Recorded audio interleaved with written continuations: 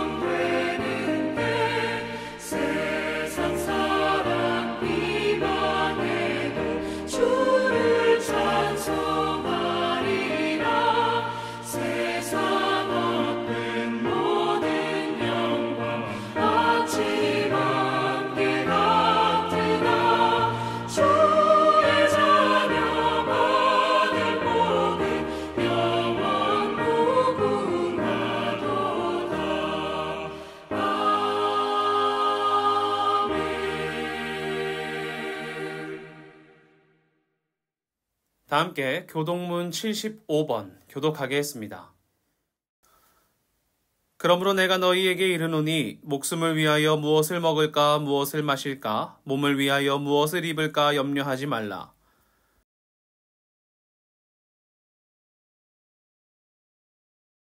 공중의 새를 보라. 심지도 않고 거두지도 않고 창고에 모아들이지도 아니하되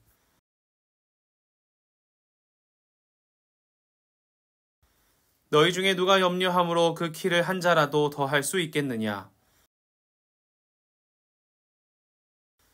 들의 백합화가 어떻게 자라는가 생각하여 보라. 그러므로 염려하여 이르기를 무엇을 먹을까 무엇을 마실까 무엇을 입을까 하지 말라.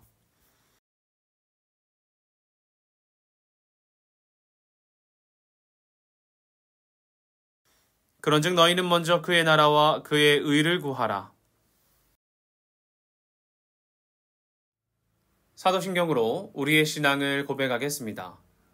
나는 전능하신 아버지 하나님, 천지의 창조주를 믿습니다.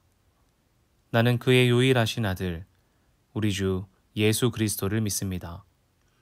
그는 성령으로 잉태되어 동정녀 마리아에게서 나시고 본디오 빌라도에게 고난을 받아 십자가에 못 박혀 죽으시고 장사된 지 사흘 만에 죽은 자 가운데서 다시 살아나셨으며 하늘에 오르시어 전능하신 아버지 하나님 우편에 앉아 계시다가 거기로부터 살아있는 자와 죽은 자를 심판하러 오십니다. 나는 성령을 믿으며 거룩한 공교회와 성도의 교제와 죄를 용서받는 것과 몸의 부활과 영생을 믿습니다. 아멘. 다 함께 찬송가 436장 찬양하겠습니다.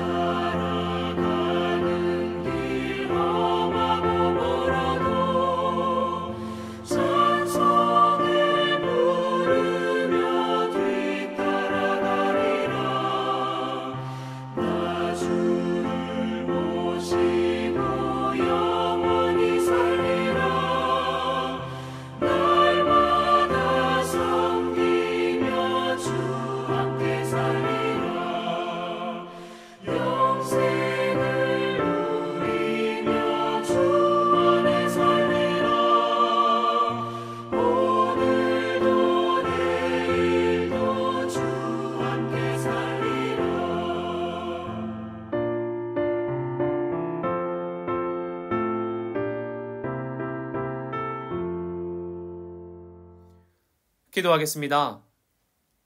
하나님, 이 시간 예배 가운데 나온 찬날 한인장로교회 믿음의 성도들의 삶 가운데 주님의 은혜를 더하여 주시옵소서.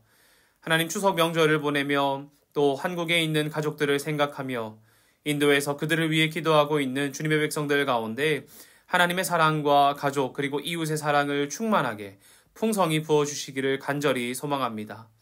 우리가 하나님께 받은 사랑을 이 땅 가운데 흘려보내고자 결단하는 사람들 되게 하여 주시고 우리만 누리고자 하는 사람들이 아니라 주님께서 부어주신 것을 흘려보내는 일에 마음 쏟는 사람들 되어 하나님의 기쁨이 되고 사람들의 칭찬받는 사람들 되도록 주님이 이끌어 주시옵소서. 이 시간 예배 가운데 주님의 음성을 듣고 주님을 찬양하고 주께만 영광 드리길 원합니다. 하나님, 신령과 진정으로 하나님을 예배하는 자들 되게 하여 주시고 우리의 예배를 보며 하나님 기뻐하시며 무엇보다 하나님께서 더하여 주시는 은혜와 하나님께서 우리를 향해 보내어 주시고 비추어 주시는 그 빛들을 발견하고 주님께서 비추시는 그 빛을 따라 걸어갈 수 있는, 한 걸음 내디딜 수 있는 용기 있는 그리스도인 되도록 우리를 이끌어 주시옵소서.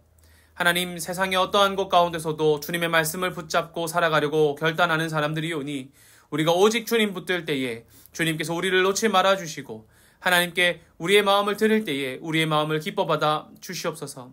각자의 자리에서 또 어려운 곳에서 한국이 아닌 인도에서 주님을 예배합니다. 어느 곳에 있든지 주님만을 바라보는 사람들 되게 하여 주시며 각자의 자리에서 주를 섬기고 있는 그들 가운데 주님께서 풍성한 은혜 더하여 주시옵소서.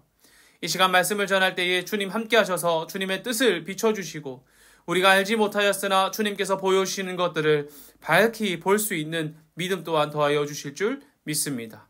이외에 있는 모든 순서도 하나님께 맡겨드립니다. 사랑합니다. 살아계신 예수님의 이름으로 기도합니다. 아멘. 이 시간 말씀 읽겠습니다. 오늘 본문은 시편 95편 1절부터 11절입니다. 오라 우리가 여호와께 노래하며 우리의 구원의 반석을 향하여 즐거이 외치자. 우리가 감사함으로 그 앞에 나아가며 시를 지어 즐거이 노래하자. 여호와는 크신 하나님이시요 모든 신들보다 크신 왕이기 때문이로다. 땅의 깊은 곳이 그의 손안에 있으며 산들의 높은 곳도 그의 것이로다. 바다도 그의 것이라 그가 만드셨고 육지도 그의 손이 지으셨도다.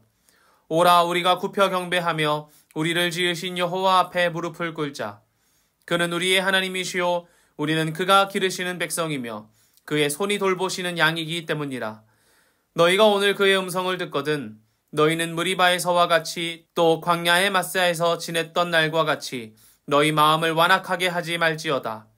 그때 너희 조상들이 내가 행한 일을 보고서도 나를 시험하고 조사하였도다. 내가 40년 동안 그 세대로 말미암아 근심하여 이르기를 그들은 마음이 미혹된 백성이라 내 길을 알지 못한다 하였도다. 그러므로 내가 노하여 맹세하기를 그들은 내 안식에 들어오지 못하리라 하였도다. 아멘. 반갑습니다. 첸나이 한인장로교회 믿음의 성도 여러분, 한 주간도 평안하셨습니까? 여러분 날마다 성경 읽고 계실 텐데 어떻게 읽고 계십니까?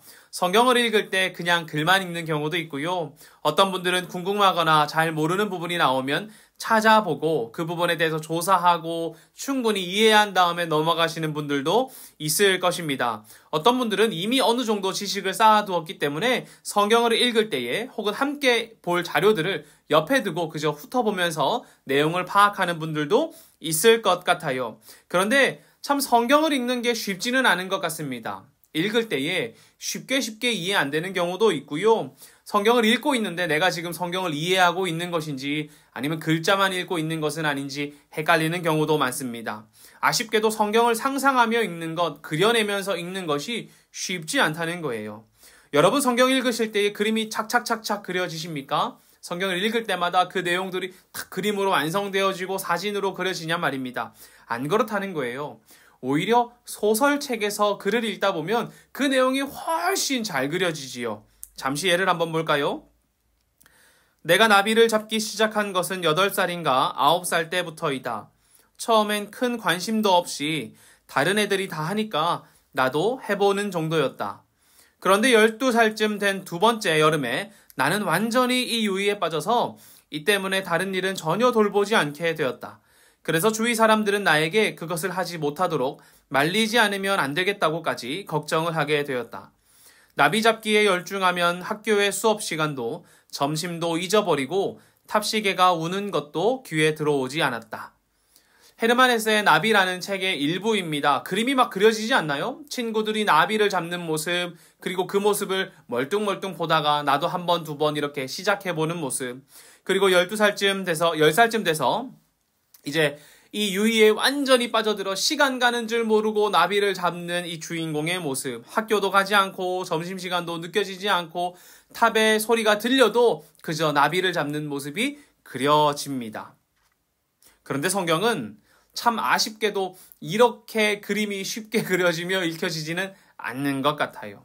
그러지 않습니까? 물론 모든 성경이 그런 것은 아닙니다. 어떤 성경은 글을 읽을 때에 그 내용이 오늘 말씀드린 헤르만 헤세의 나비처럼 그림이 잘 그려지는 책들도 있지요. 이야기를 서술한 말씀 같은 경우에 특히 그러한 것 같습니다. 여러분도 잘 알고 계시는 다윗의 이야기나 삼손의 이야기, 요나의 이야기들을 보면 그 내용 잘 알지 않습니까? 그림도 잘 그려지잖아요. 다윗이 골리앗을 쓰러뜨리는 장면도 선명하게 그려지고요. 요나가 다시스로 도망가는 장면과 그리고 큰 고기에 먹혔다가 니느웨로 돌아와 말씀을 전하는 모습까지 그 이야기가 정말 그림이 잘 그려지는 것 같아요. 그런데 이런 이야기를 전달하는 내용만 성경에 있느냐? 그렇지 않다는 것이죠. 어떤 장면에서는 성경을 읽을 때 이 그림이 잘 그려지지 않는다는 것입니다. 주변 배경에 어떤 정보나 어떤 이야기들이 있지 않으면 그 내용을 파악하기가 쉽지 않다는 거예요. 그래도 우리가 이렇게 성경을 읽을 때에 자료를 옆에 보면서도 혹은 그 말씀을 이해하기 위해 선자료를 먼저 읽고 성경을 보는 것은 아주 큰 유익이 있습니다. 왜요? 우리가 요나 이야기를 그림으로 설명할 때처럼 이 장면의 이야기가 잘 그려지기 때문에 이해하기도 쉽고 우리도 잘 기억에 남기 때문이지요. 그래서 우리가 말씀을 읽고 연구하는 데에는 정말 끝이 없는 것 같아요. 하지만 우리가 사랑하는 하나님의 말씀을 읽고 배워나가는 것에 이런 또 알아가고자 하는 열망이 빠지면 좀 섭섭하지 않겠습니까? 여러분, 그렇다면 오늘 본문을 한번 봅시다. 본문을 아까 읽었었는데 그 그림이 잘 그려지시나요? 어떤 내용인지 우리가 잘 그림이 선명하게 그려지지 않을 수도 있습니다. 첫 문장을 딱 읽었을 때 이 가사처럼 느껴지지 않습니까? 오라 오리가 아는 찬양인 것 같은데 하면서 막 읽게 되는 그런 느낌이 있지, 그 본문의 이야기가 선명하게 그림으로 그려지느냐 했을 때는 아니란 말이죠. 그래서 오늘 본문을 읽었다고 하더라도 내용이 기억이 안 나는 경우 저도 너무나 많습니다. 말씀을 읽고 나중에 설교를 듣다가 보니 맞아, 본문이 이런 내용이었구나 하고 깨닫는 경우가 많은 것 같아요. 그래도 오늘 한번 같이 그림을 그려나가 보면서 오늘 말씀을 배워봤으면 좋겠습니다. 1절을 보면 이렇게 말합니다. 오라 우리가 여호와께 노래하자, 우리의 구원의 반석을 향하여 즐거이 외치자, 이렇게 말합니다. 여러분, 어떤 분위기입니까? 오라 우리가 여호와께 노래하며 우리의 구원의 반석을 향하여 즐거이 외치자, 이렇게 말하는 누군가에게 선포하고 외치고 있는 그림이라고 생각해야 돼요. 보시면 이런 거죠. 자, 사람들이 막 있습니다. 누군가가 말하는 거예요. 다 와서 노래 부르자, 큰 소리로 주님께 외치자, 이렇게 말입니다. 여러분, 보시면 누가 그러겠습니까? 바로 제사장이 그러겠지요. 오늘 본문은 제사장이나 레위인이 성전에 모인 사람들에게 함께 여호와 하나님을 찬양하고 외치자고 경배에 초대하고 있는 모습으로 시작하고 있습니다. 자, 그러면 그림이 하나 다시 그려지시죠. 사람들이 성전에 모였습니다. 제사장이나 레위인이 사람들을 향해 외치는 거예요. 오라 우리가 여호와께 노래하며 구원의 반석을 향하여 즐거이 외치자, 우리 노래 부르자, 다 같이 하나님을 경배하자, 이렇게 말하고 있는 것입니다. 여러분, 생각해 보십시오. 사람들의 시선이 어떻게 됐겠습니까? 그를 향해 탁 돌아봤을 것 같아요. 하나님을 경배하고 찬양하기 위해 모인 사람들이 그 음성을 듣고 어떻게 됐을까요? 마음이 이렇게 막 부풀어 올랐을 것 같아요. 나를 사랑하시는 하나님, 우리의 하나님, 인도하시는 하나님, 그 하나님 예배하고자 모였는데 우리가 함께 하나님 외치자고 찬양하자고 말하고 있는 소리를 들으면 어떻게 되겠습니까? 준비가 되겠지요. 찬양할 준비가 되겠지요. 여러분, 여기 모여있는 사람들이 지금 하나님을 처음 예배하는 사람들일까요?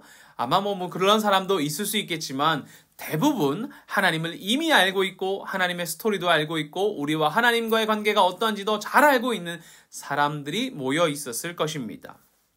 그러니 그 믿는 자들을 향한 이 외침이 얼마나 그 선포가 컸을까요? 그러지 않을까요? 다 믿는 사람들이에요. 다 하나님 예배하러 모인 사람들이고 하나님 찬양하러 모인 사람들이에요. 그런데 이제 그들을 향해 누군가가 외치는 거예요. 제사장이나 레위인이 외치는 거예요. 하나님 찬양하자, 이렇게 말입니다. 여러분, 그 목소리가 얼마나 크고 힘이 있었겠습니까? 여러분, 길거리 전도 혹시 해보셨습니까? 그때는 괜히 어떻게 돼요? 소극적으로 변해요. 사람들 지나가면 좋은 아침입니다, 교회 한번 나와보세요, 이렇게 무언가 전달하면서 좋은 하루 되세요, 이렇게 말하죠. 그때의 목소리가 어떤가요? 정말 쉽지 않죠. 저도 압니다. 힘겹게 외치는 소리이면서도 용기와 결단하고 내민 소리라는 걸 알아요. 그러나 그 목소리가 지금 제사장이 외치는 것처럼 하나님 찬양합시다 라고 말하는 것과는 조금은 다를 것 같단 말입니다. 소극적인 이미지로 사람들에게 전도하는 것과 모두 믿는 사람들에게, 모두 예배하러 찬양하러 모인 사람들에게 찬양하자 외치는 것은 소리의 크기가 다르다는 거예요. 노방전도 때 작게 하는 게 문제다 이 말이 아닙니다. 그때도 분명 용기와 큰 결단을 가지고 내디는 한 걸음이지만 이때의 목소리와 믿는 사람들을 향해 말하는 것 다르다는 말이죠. 믿지 않는 사람들에게 교회 나오라고 하는 목소리, 그 사람도 믿는 사람들에게 찬양하자 할 때는 정말 대범하게 말할 것 같아요. 아마 오늘 이 제사장이나 레위인의 소리가 저는 이렇게 생각합니다. 만약에 여러분 콘서트 한번 가보셨나요? 그때 말하는 거예요. 여러분 준비됐습니까? 함께 노래할 준비됐습니까? 이렇게 말하는 그 목소리보다 더욱더 크지 않았을까요? 더욱더 환희에 넘치지 않았을까요? 콘서트는 우리가 즐기러 가는 거지만 예배는 어떤 거예요? 하나님 영광 드리려고, 하나님 사랑한다고 찬양한다고 고백하는 자리잖아요. 그러니 그들을 향해 오라 우리가 여호와를 찬양하자 말하는 이 목소리가 어마어마한 환희에 차고 어마어마한 부푼 기대와 큰 목소리로 외쳐졌다고 생각합니다.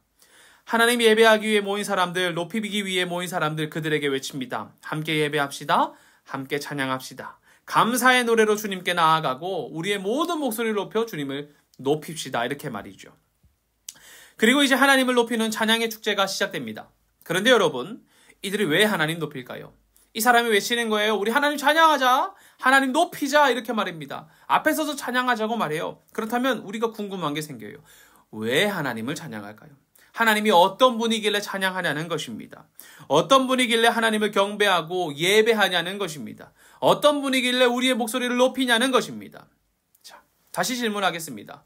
여러분, 왜 하나님 예배하십니까? 오늘 여기에 예배하러 다 모이시고 또 찬양할 때 기쁨으로 찬양하셨을 텐데 왜 하나님 예배하시냐는 거예요. 어떤 분들이 이럴 분들이 있겠죠. 어릴 때부터 교회 다녔기 때문에 내가 교회에 나와 있습니다. 어떤 분들은 가족이 모두 교회에 출석하니까 나도 따라왔습니다. 이렇게 말하는 경우도 있습니다. 우리는 왜 하나님 알아야 할까요? 이 이유를 잘 알아야 해요. 이를 알지 못하면 다른 이유가 생겼을 때 금세 예배를 포기하게 될 것입니다.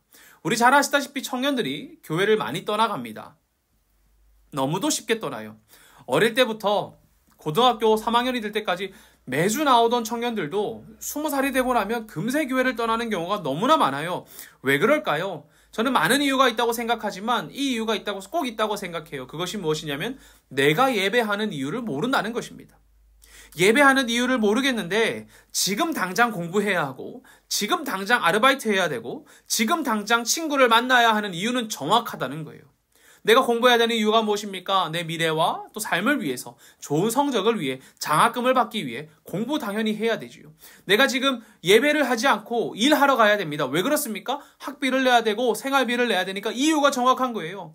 내가 지금 예배하지 않고 친구 만나러 가야 돼요. 왜 친구 만나러 가야 돼요? 나에게는 소중한 사람이고 그가 지금 어려움 가운데 있든 아니면 그가 나와 내가 너무나 소중해서 이 친구를 헤어지고 싶지 않든 이 친구와 멀어지고 싶지 않기 때문에 가야 된다는 거예요.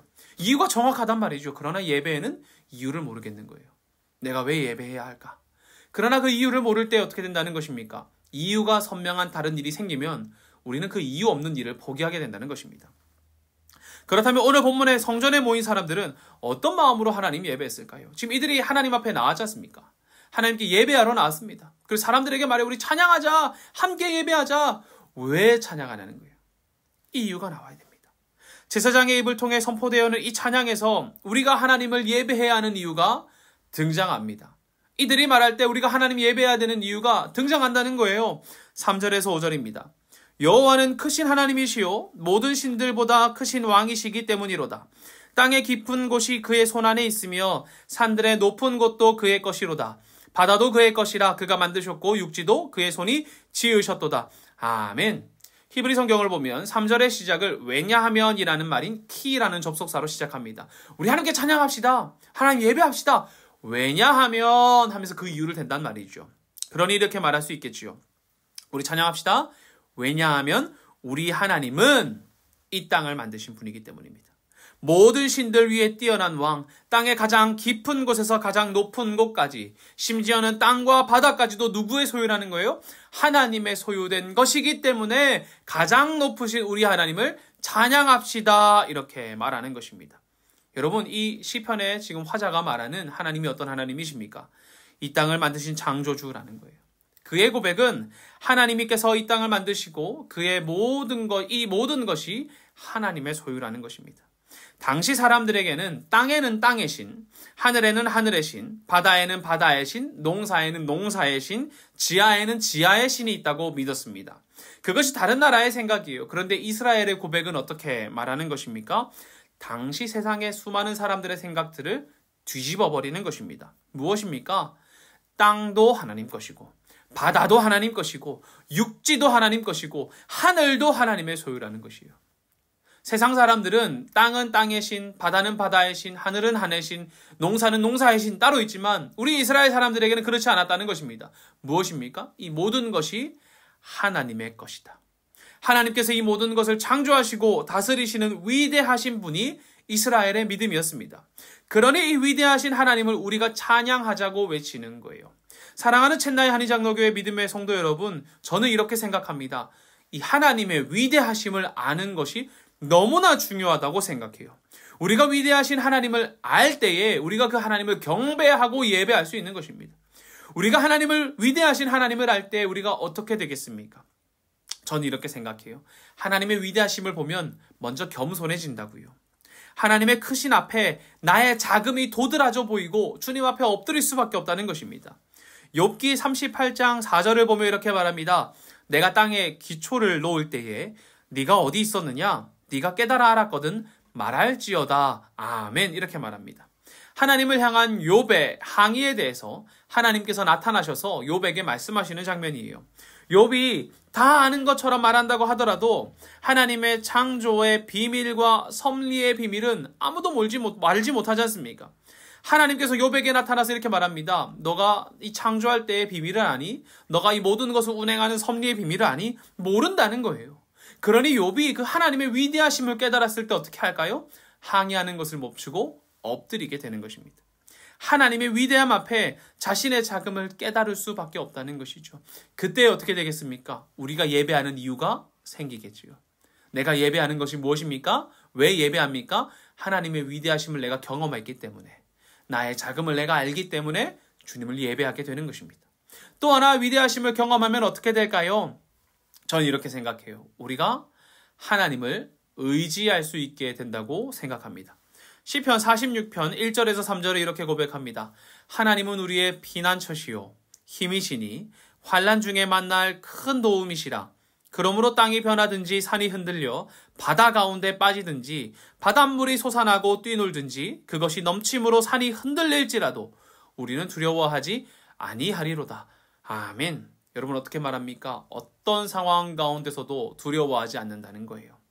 환난 가운데서 하나님이 나의 피난처시고 힘이시니 땅이 솟아나서 막 산이 흔들리고 바다 가운데 빠지고 바닷물이 솟아나고 넘쳐서 산이 흔들린다고 해도 세상이 막 뒤집어 퍼지는 상황이 되어도 우리는 흔들리지 않는다는 것입니다. 왜요? 내가 그 위대하신 하나님만을 의지하고 있기 때문이지요. 세상의 그 어떤 것보다 더욱더 크신 하나님을 의지하게 된다는 것입니다. 그러니 우리가 위대하신 하나님을 알게 될 때에 어떻게 될까요? 주님을 예배할 수 있게 되겠지요. 주님만이 이 환난과 어려움과 산이 흔들려 바다 가운데 빠지는 그 상황에서도 우리의 피난처시고 우리의 힘이 되신다는 것을 알기 때문입니다. 그러니 한번 생각해 보십시오. 이들이 지금 예배하고 있는 이유가 무엇이겠습니까? 위대하신 하나님, 모든 신들보다 뛰어나신 하나님, 이 세상을 만드신 하나님을 이 이스라엘 사람들이 알기 때문에 예배하는 것입니다. 이유가 있다는 거예요. 예배하는 이유가 있다는 거예요. 위대하신 하나님을 알기 때문에 예배하는 것입니다. 여러분 위대하신 하나님을 신뢰하십니까? 다시 한번 여쭤보겠습니다. 우리가 예배하는 이유가 무엇입니까? 저는 간절히 소망하기로는 우리 챗나이 한인장로교회 모든 믿음의 성도들이 그 위대하신 하나님을 경험하였기 때문에, 그러하여 나의 자금을 알게 되고 오직 주님만을 의지하게 되었기 때문에 하나님을 예배하는 자들 되기를 간절히 소망합니다. 어떤 상황 가운데서도 예배를 포기하지 않는 우리가 되기를 소망합니다. 그런데 하나 질문이 생깁니다. 여러분 위대하면 다 경배받는 것입니까? 어떤 사람들 중에 정말 위대한 사람들이 있죠. 존경받고 또 정말 존중을 받지만 그러면 다 경배받는 것일까요? 6절에서도 이렇게 말해요. 오라 우리가 굽혀 경배하며 우리를 지으신 여호와 앞에 무릎을 꿇자. 여러분 경배할 때에 우리가 하나님을 예배하러 모였는데 이유가 하나 더 있는 것이에요. 어떤 것입니까? 이것입니다. 7절인데요. 읽어보겠습니다. 그는 우리의 하나님이시요 우리는 그가 기르시는 백성이며 그의 손이 돌보시는 양이기 때문이라. 너희가 오늘 그의 음성을 듣거든. 아멘. 어떻게 말합니까?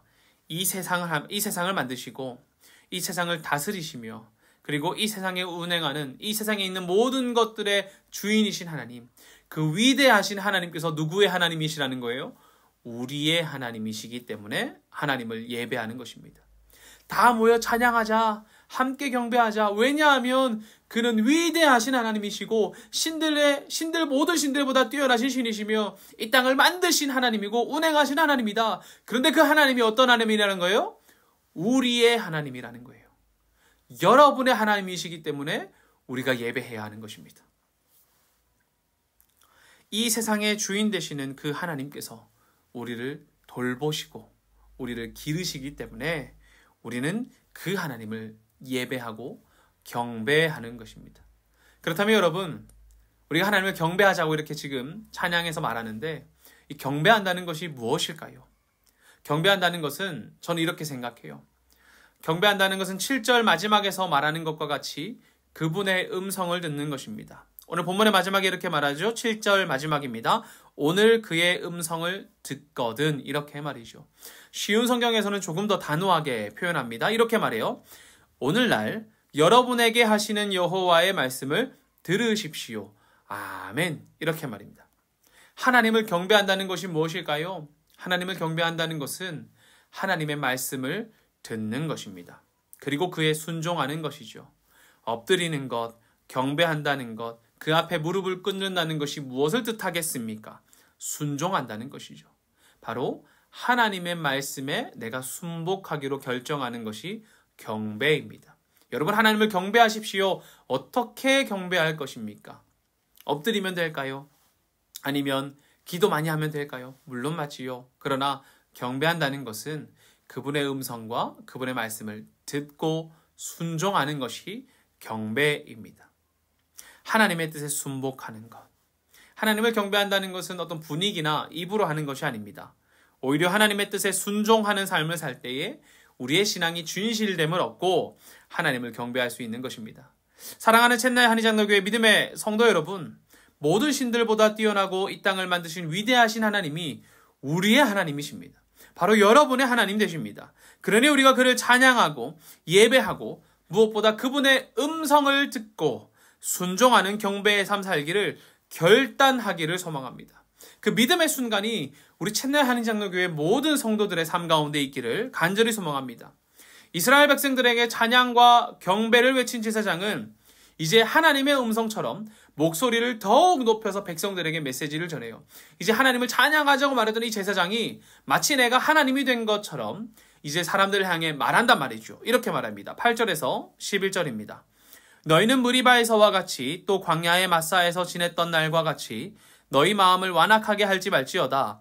그때 너희 조상들이 내가 행한 일을 보고서도 나를 시험하고 조사하였도다.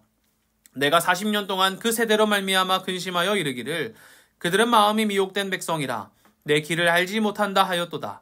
그러므로 내가 노하여 맹세하기를 그들은 내 안식에 들어오지 못하리라 하였도다. 아멘. 제사장이 마치 하나님의 음성이 된 것처럼 이 메시지를 전하고 있습니다. 그래서 너희 조상들이 내가 행한 일을 보고서 나를 시험하고 조사하였다라는 것처럼 주어를 바꾸어서 말하고 있지요. 그 내용을 살펴보면 무엇입니까? 이렇습니다. 여러분, 우리 조상들이 무리바와 마사에서 그렇게 했던 것처럼 하나님께 고집 부리고 현실의 어려움 속에서 하나님의 신실하심을 시험하려고 하지 마십시오. 그들의 이러한 어리석은 행동은 하나님을 알지 못하는 사람들이 하는 행동입니다 라고 말하는 것이죠. 이러한 행동들 때문에 하나님께서 그들에게 분노했다고 말합니다. 그래서 그들이 하나님의 안식에 들어오지 못한다고도 말하죠. 여기서 분노한다는 말은 화를 표현하는 것이기도 하지만 실증이 난다고도 볼 수 있습니다. 여러분, 이들의 조상이 누구입니까? 출애굽한 이스라엘 백성들이죠. 하나님의 위대하신 탈출의 순간을 경험하였고 위기와 환난 속에서 하나님의 홍해의 기적들을 보고 배고픔과 굶주림 속에서 만나와 매출하기로 배고픔을 해결한 하나님의 공급도 경험한 사람들, 하나님의 구름 기둥과 불 기둥으로 인해 그들이 안전하게 지키셨는데도 불구하고 하나님을 의심하고 신뢰하지 못한 사람들에게 하나님께서 뭐 난 것입니까? 실증이 난다고 말하는 거예요. 말로만 사랑한다고 하고 말로만 말하고 나는 하나님 경배한다고 말하며 행동하지 않는 사람들, 곧 경배하지 않는 사람들을 하나님께서 실증 난다고 하신 거예요. 이들은 하나님을 안다고 말하고 하나님을 외치지만 실제로는 신뢰하는 삶을 살지 못했다는 것이지요. 마사와 무리바에서는 이스라엘 자손이 다투었고요. 하나님을 시험하여 자신들 가운데 하나님이 계신지 안 계신지를 시험한 것을 반영한 이름입니다. 출애굽기 17장을 보면 백성들이 르비딤의 장막을 쳤지만 마실 물이 없었습니다. 그러자 그들은 모세에게 시비를 걸지요. 그리고 하나님을 시험합니다. 왜 자신들을 애굽에서 데려왔냐고, 광야에서 죽게 만들려고 그랬냐고 말이죠. 사람들은 우리 중에 하나님이 있는지 없는지 시험했기 때문에 그 이름을 마사라 불렀습니다. 또 백성이 서로 다투었기 때문에 그 이름을 무리바라고 불렀고요. 마사와 무리바는 하나님을 시험하는 곳입니다. 서로 다투는 곳입니다. 하나님이 여기 계신지 안 계신지 확인하고 시험하는 곳이고 우리 안에 갈등이 일어나는 것이에요. 하나님은 이들의 행동에 어떻게 될까요? 실증이 난다는 것입니다. 이게 여호와를 경배하는 사람들의 모습입니까? 여호와 하나님을 찬양하는 사람들의 모습입니까? 아니라는 것이에요. 우리 위대하신 하나님, 창조주 하나님, 우리를 지키시는 하나님, 그 하나님이 우리의 하나님 되심을 안다면 그럴 수 없다는 것입니다. 시험하지 말고 무엇하라는 거예요? 하나님의 말씀에 믿고 순복하라는 거예요. 그러므로 오늘 회중 앞에 선 제사장이 사람들 앞에 이렇게 말합니다. 오늘날 여러분에게 하시는 여호와의 말씀을 들으십시오. 이렇게 말이죠. 무슨 말입니까? 지금 말씀을 듣고 있는 여러분도 결단하라는 거예요. 그들과 같이, 우리 조상들과 같이 하나님 시험하려고 하고 하나님이 여기 계신지 안 계신지 확인하려고 하고 우리 사이에 갈등이 일어나 막 서로 싸우고 반목하려고 하지 말고 어떻게 하라는 겁니까? 하나님 말씀을 듣고 순종하는 삶을 살기로 믿음으로 살겠다고 결단하라는 것입니다. 하나님을 예배하러 모인 여러분, 어떤 사람들이요? 하나님을 예배하고 찬양하러 모인 여러분, 결단하십시오. 하나님을 알면서 하나님을 주로 고백하면서 마사와 무리바에서처럼 하나님 시험하지 말고 세상의 주인 되시는 하나님을 찬양하고 그 하나님이 나의 목자됨을 고백하며 그 앞에 엎드려 그의 뜻을 순종할 것을 오늘 결단하라는 것입니다. 이들이 하나님 백성이죠. 하나님 다 아는 사람들 아닙니까? 하나님 예배하러 온 사람들 아닙니까? 하나님 이야기를 평생 들어왔던 사람들이겠는데 그런 그들에게도 주님을 경외할 것을, 주를 경배할 것을 요청합니다. 여러분, 하나님을 경외하는 것, 경배하는 것, 순종하는 것은 교회 처음 나온 사람들에게만 해당하는 것이 아닙니다. 어떤 사람들에게 해당하는 것입니까?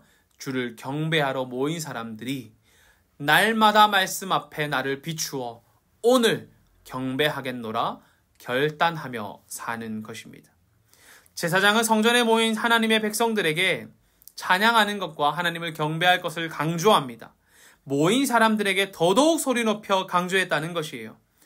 하나님을 찬양하고 주님의 말씀에 순복하며 경배할 것을 말입니다. 여러분, 이것은 오늘 우리에게도 동일합니다. 저도 하나님을 알고 하나님을 믿습니다. 그러나 말씀이라는 것을 오늘 앞에 두고 날마다 나의 삶을 결단해야 한다는 것을 까먹고 사는 것 같아요. 왜요? 내가 그만큼 오래 예수님 믿었기 때문이죠. 오래 교회를 나와왔기 때문입니다. 그러나 제사장은 말하고 있습니다. 어떻게 해요? 하나님 예배하러 모인 여러분, 우리 위대하신 하나님을 알고 찬양합시다. 그리고 그 하나님, 우리의 하나님 되시는 그 하나님을 경배합시다. 말씀을 듣고 순종합시다. 이렇게 말이지요. 어떤 사람들에게요? 주를 예배하러 모인 사람들에게요. 오늘 우리도 주님 앞에 예배하기로 교회 가운데 나와왔습니다. 사랑하는 챗나이 한인장로교회 믿음의 성도 여러분, 우리에게도 이 말씀이라는 오늘 결단이 주어졌단 말이지요. 눈을 뜨면 이 땅을 만드신 하나님을 찬양하고 세상 가운데 나아가 그곳에서 하나님 말씀에 순복하기로 결단하는 사람들, 그들이 누구여야 하겠습니까? 바로 우리여야 합니다. 제사장은 성전에 모인 사람들에게 외쳤습니다. 하나님을 찬양하고 경배하자고요.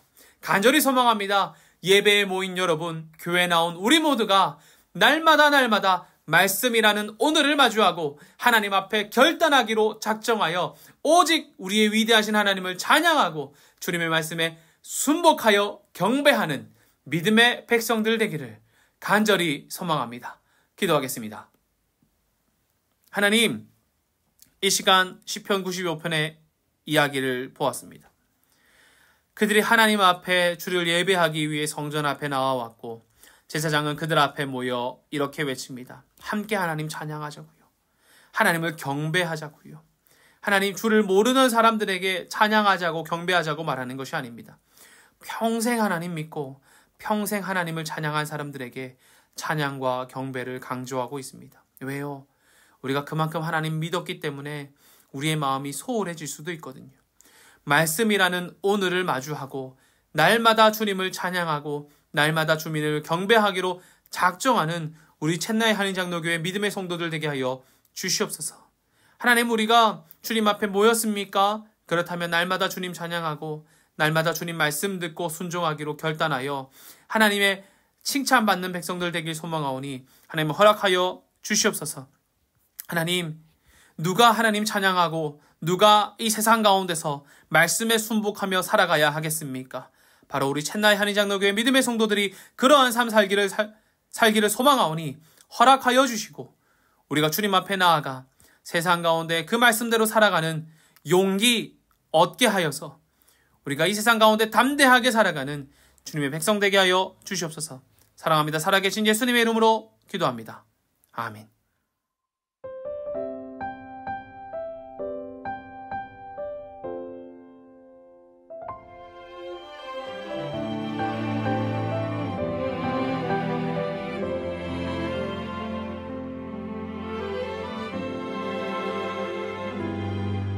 내가 누려왔던 모든 것들이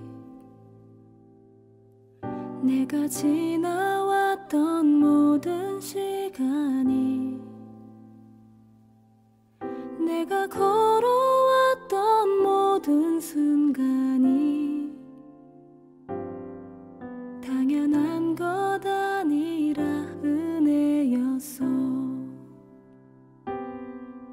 아침 해가 뜨고 저녁에 노을 봄의 꽃향기와 가을의 열매 변하는 계절의 모든 순간이 당연한 것 아니라 은혜였어. 모든 것이 은혜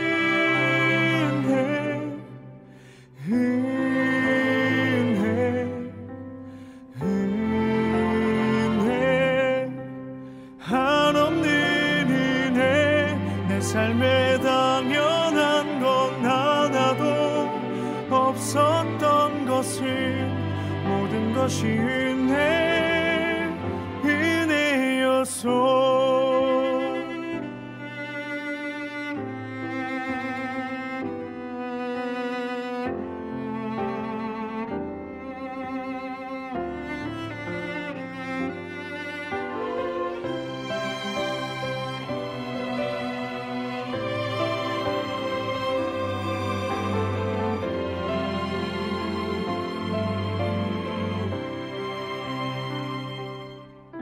내가 이 땅에 태어나 사는 것 어린아이 시절과 지금까지 숨을 쉬며 살며 꿈을 꾸는 삶 당연한 것 아니라 내가 하나님의 자녀로 살며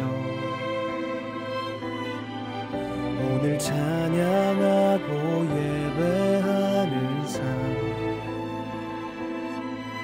복음을 전할 수 있는 축복이 당연한 것 아니라 은혜였소.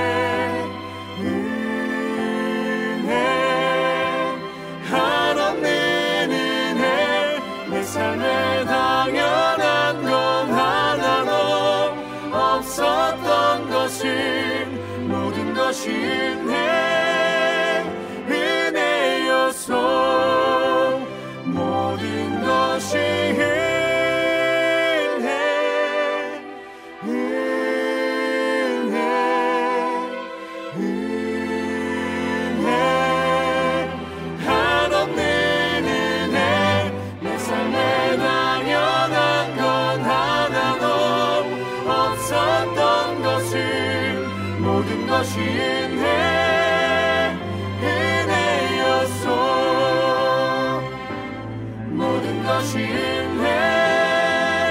은혜였소. 모든 것이